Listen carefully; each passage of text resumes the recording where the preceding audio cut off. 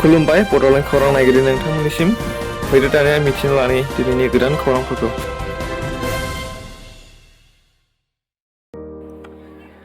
BPF हानजाजों दाजानाय मिरु BSU नि 12 जन दैदेनगिरिफोरा UPPL हानजायाव जइन जादों।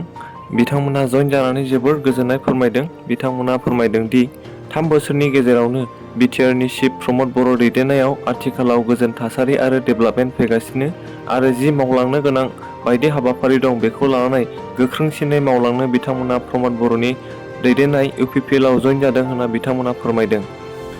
बिथांमोना फोरमायबावदों दि हाग्रामा महिलारिया दैदेननाय BPF हानजा 17 बोसोराव मावलांनाय खामानिया प्रमद बर' दैदेननाय 3 बोसोरनि खामानि मावनायजों समान नङा एबा 3 बोसोराव प्रमद बर'आ बांसिन जौगाथाय हाबाफारिखौ मावदों होनना बिथांमोना बुङो। बेनिखायनो बिथांमोना प्रमद बर' दैदेननाय UPPL हानजाखौ मोजां मोननानै बिथांमोनजों गोख्रों खामानि मावलांनो जइन जाफैदों होनना बिथांमोना बुंनानै लायो। गोजोनथाव खौरां, क'क्राझार इउनिभार्सिटि बिल 2024 खौ आसाम आयेन आफादाव पास खालामनाय जाबाय। आगोलाव क'क्राझार गभर्नमेन्ट कलेजमोन, दा बेखौ आपग्रेड खालामनानै क'क्राझार इउनिभार्सिटि खालामनाय जाबाय। बेयो जोबोर रंजाथाव बाथ्रा बिटिआरनि थाखाय।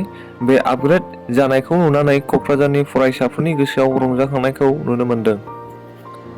आं मानगोनां सोलोंथाइ मन्थ्रि डक्टर रनज पेगु गेदेमाखौ दा क'क्राझार इउनिभार्सिटि बिल 2024 बिखान्थिखौ नायबिजिरनो थाखाय थांखि दैखांनो खावलायनायनि सिगां जथुम्मायाव फोरमायनो सानो दि मानगोनां रायजो बेंगिरिया 5/2/2024 खालारखालि दैथायनाय बिबुंथिनि गेजेरजों भारत संबिजिरनि फारि 207 नि खोन्दो नं 3 नि सिङाव बिखान्थिखौ नायबिजिरनो थाखाय सुबुरुन होदों।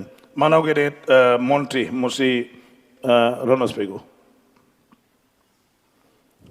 माननीय अध्यक्ष महोदय, मैं आपनार अनुमति सापेक्षे दा क'क्राझार इउनिभार्सिटी बिल 2024 विवेचनार बारे सदনত उत्थापन करिलो।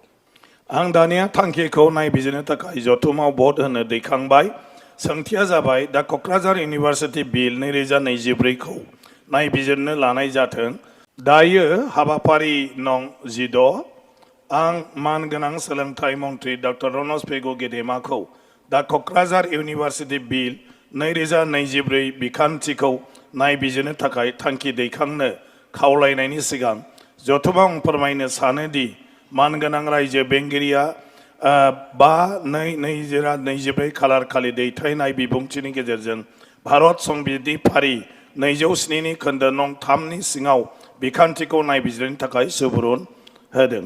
मानव गेदेर मन्त्री मुश्री रनज पेगु। माननीय अध्यक्ष महोदय, मैं आपनार अनुमति सापेक्षे दा क'क्राझार इउनिभार्सिटी बिल 2024 विवेचनार बारे सदনত उत्थापन करिलो। आं दानिया थांखिखौ नायबिजिरनो थाखाय जथुम्मायाव भट होनो दैखांबाय। सोंथिया जाबाय दा क'क्राझार इउनिभार्सिटी बिल 2024 खौ नायबिजिरनो लानाय जाथों। उदालगुरि जिल्लानि आम्बागावआव पेरामेडिकेल इनस्टिट्यूट गायसननो थाखाय खाम्फा गायसननाय जाबाय। बेयो बोसोरथामसोनि गेजेरावनो लुफुंजागोन होनना बिटिआरनि चिफ प्रमद बर' बिथाङा फोरमायदों। बेयो जोबोर गोजोनथाव खौरां। जाय फरायसाफोरा नार्सिं बायदि फरायनो गोसो बिथांमोना गावनि जायगायावनो थाना फरायनो मोनसिगोन। बेयो जोबोर रंजाथाव बाथ्रा।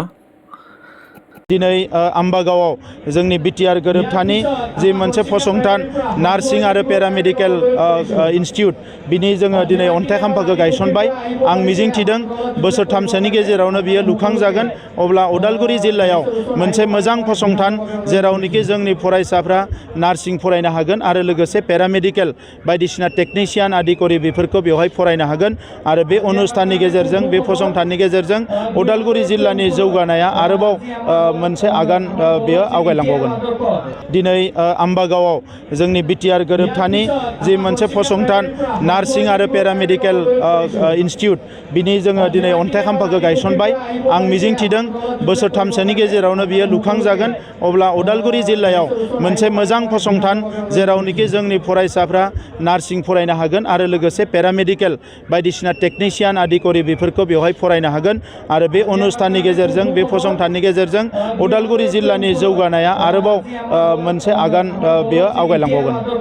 दिनै आम्बागावआव जोंनि बिटिआर गोरोबथानि जि मोनसे फसंथान नार्सिं आरो पेरामेडिकेल इन्स्टिटिउट बिनि जोङो दिनै अन्थाइ खाम्फाखौ गायसनबाय। आं मिजिंथिदों बोसोरथामसोनि गेजेरावनो बियो लुखांजागोन। अब्ला उदालगुरि जिल्लायाव मोनसे मोजां फसंथान जेरावनोखि जोंनि फरायसाफ्रा नार्सिं फरायनो हागोन आरो लोगोसे पेरामेडिकेल बायदिसिना टेकनिशियान आदिकरि बेफोरखौ बेवहाय फरायनो हागोन आरो बे अनुष्ठाननि गेजेरजों बे फसंथाननि गेजेरजों उदालगुरि जिल्लानि जौगानाया आरोबाव मोनसे आगान बेयो आवगायलांबावगोन। बिटिआरनि क'क्राझाराव फिन दुरान्ड काप खुंनो लाहार फाहार खालामनायखौ नुनो मोननाय जादों। मिथिनो मोननाय बादिब्ला सोलिफुनाय बोसोरनि जुलाइ दाननि जोबथा सप्तानि गेजेराव 133थि दुरान्ड कापखौ क'क्राझारनि साइ स्टेडियामाव खुंनो थांखि लादों। बिटिआरनि गेलेमु बिफाननि मावफुं सोद्रोमा दावबायसा बर'जों लोगोसे आसाम फुटबल गौथुमनि गाहाय नेहाथारि डक्टर सांग्रां ब्रह्म लोगोसे माखासे सोद्रोमाफोरा गेलेग्रा फोथारखौ नायदिंनायखौ नुनो मोनदों। दिनैनि खौरांफोरा एसेनोसै। गोजोन्थों।